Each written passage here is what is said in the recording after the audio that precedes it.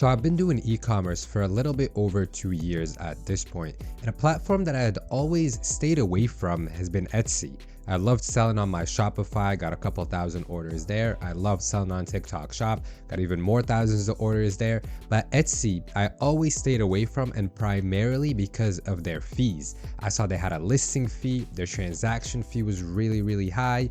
If you sold an item, they would charge you a listing fee again to relist it. And I felt like they were just fee gouging pretty much their sellers, and they would also want you to run discounts. They would want you to give free shipping. So once combining all of these and including ads, I thought, what's going to be the profit at the end of the day? Probably, a couple of dollars, if even that. So I stayed away from the platform for primarily that reason. I don't really like to have low profits, considering I'm going to be putting a lot of effort into a sales channel. But this is where I was missing the point. The reason why Etsy is a good platform to sell on is because it actually doesn't require as much effort and time as other platforms. You see, with TikTok Shop, with Instagram as well, you're creating content and you're promoting your products actively on a daily basis. But when it comes to Etsy, and I guess you can say a justification for their really high fees, and doesn't even fully justify it, but I guess a mild justification is that they kind of do all of the work for you. As long as your tags are in order, your SEO is in order, you have good product images, and you have good products, they're going to push that product to customers, and you don't really have to do much work when it comes to actually creating any content to promote your products. So this is when I realized, you know what, I already have a good product catalog. I have over 20 different products that I sell. I'm not going to have to do any extra work for Etsy or any Etsy exclusives. So I took over everything I had on my Shopify, which was already on my TikTok Shop as well, and brought all those products over to my Etsy. I already had the product photos ready, I already had the descriptions ready, the size guides, everything was ready. It just had to be transferred over from one platform to another. And this is where I noticed, like, okay, that didn't really take much work. It took me about a day or two to transfer over everything and all of the images, and my Etsy shop was up and running. And before I know it, the first order came in I would say a week and a half after I set up my shop. Another order comes in, another one, and I'll pop up the screenshot for you guys right here. I got my first 10 orders on Etsy, and I was like, whoa, that was really nice, because a lot of the items that I sold were from my original collection that I had listed. So literally the work that I did weeks ago is getting me sales. And that's what I noticed, kind of the key with Etsy, or the point of advantage that it has over other platforms, is that you can just sit back weekly as you add products to your collection naturally. You also add them onto Etsy. Etsy's going to do the work of pushing it for you. And as you add more and more listings, you're going to make more money. I don't like to use the word passively, so I'll say relatively passively, because there's no such thing as passive income. Everything needs to have some effort put into it. So in this video, if you're a total beginner, totally new to Etsy, I'm going to give you my 4 keys to getting your first 10 orders on the platform within the next 30 days. Key number 1. Etsy should not be your primary platform. It should not be the one you completely rely on.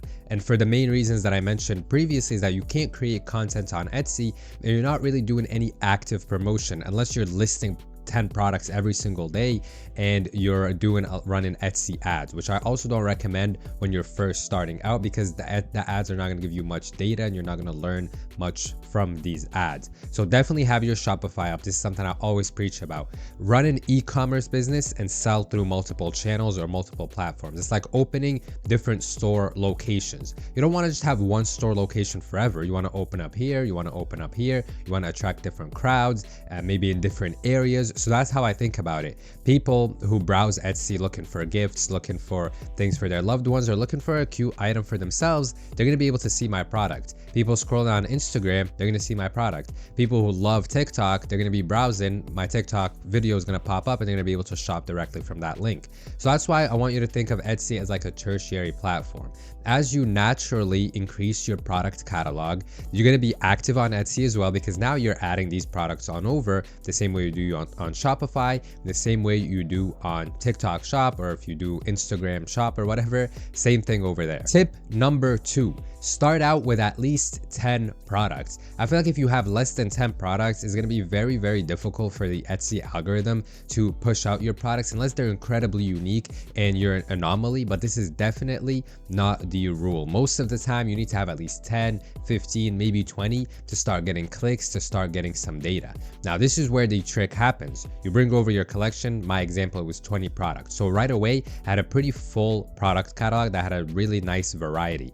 So here I could see the data from all of my different product listings. So if you go onto your listings page and you click on stats, it's this just little button that you toggle, you see how many people view that listing and how many people have clicked on it. And from here, you can actually get some really valuable data that you don't get on other platforms. Well, you sort of do, but I love how specific it is on Etsy and just simple and straightforward for a beginner.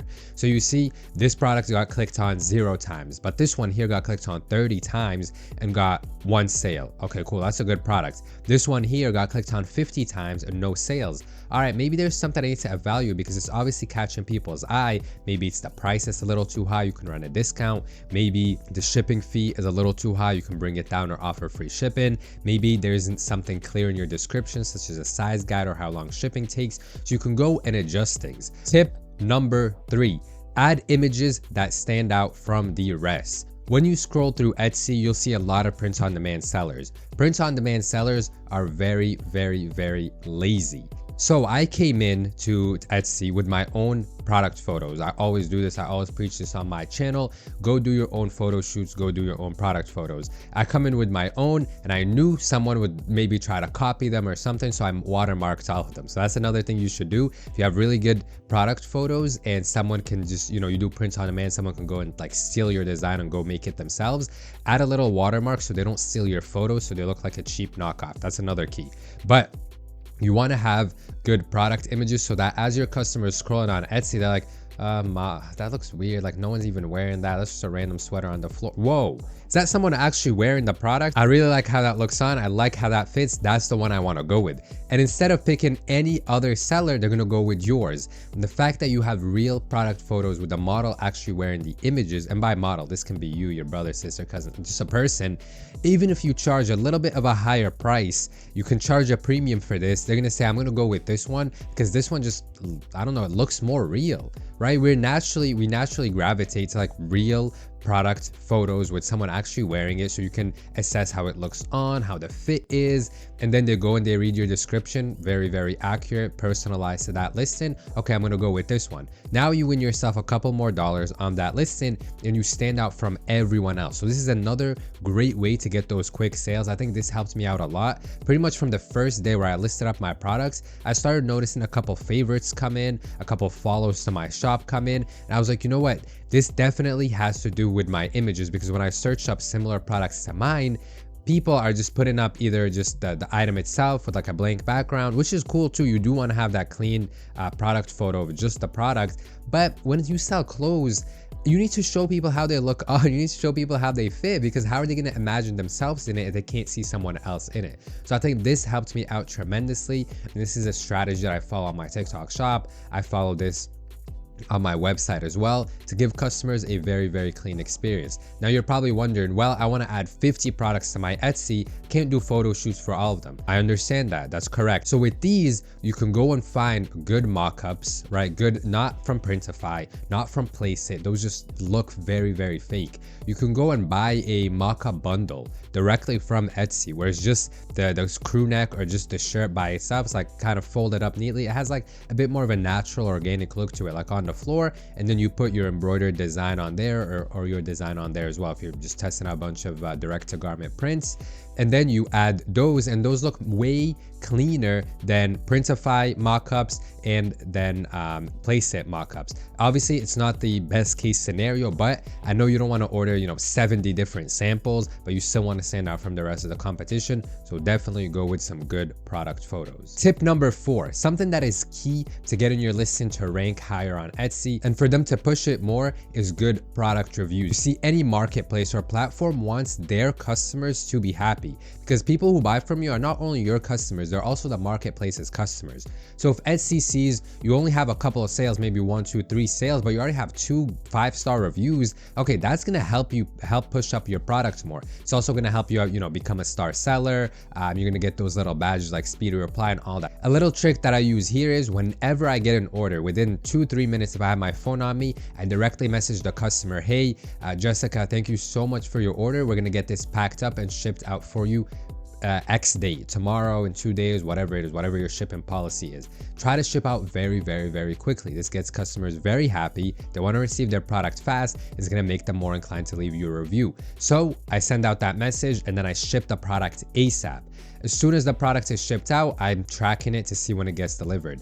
A day after it gets delivered, I message the customer, "Hey Melissa, I saw the item got delivered. Hope you love it. As a small business, we'd really appreciate a good review if you like the item. Thank you so much once again."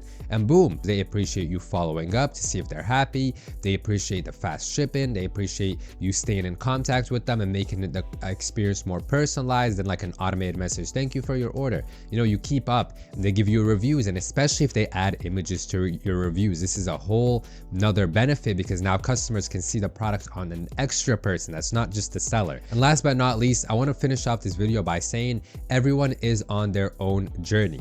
Definitely put in the hard work, evaluate your data and stats, and continue pushing, because every single day that you list up another product, every day that you put in more work gets you closer to that first sale, to those 5 sales, and to those 10 sales. Don't even think about 100 sales now, 1,000. I know when you scroll on Etsy, you see shops with 20K, 30K, 40K sales. Don't even think about that. Don't look at that. I started my TikTok shop with what? One order. One order turned to 10. Turn to 100, 1,000, 2,000, 3,000, 4,000, and so on. So that's how it's going to happen here on Etsy. Just focus on that first sale. Next up goal is 10 sales. And I'm confident that with these tips, you're going to be able to achieve that.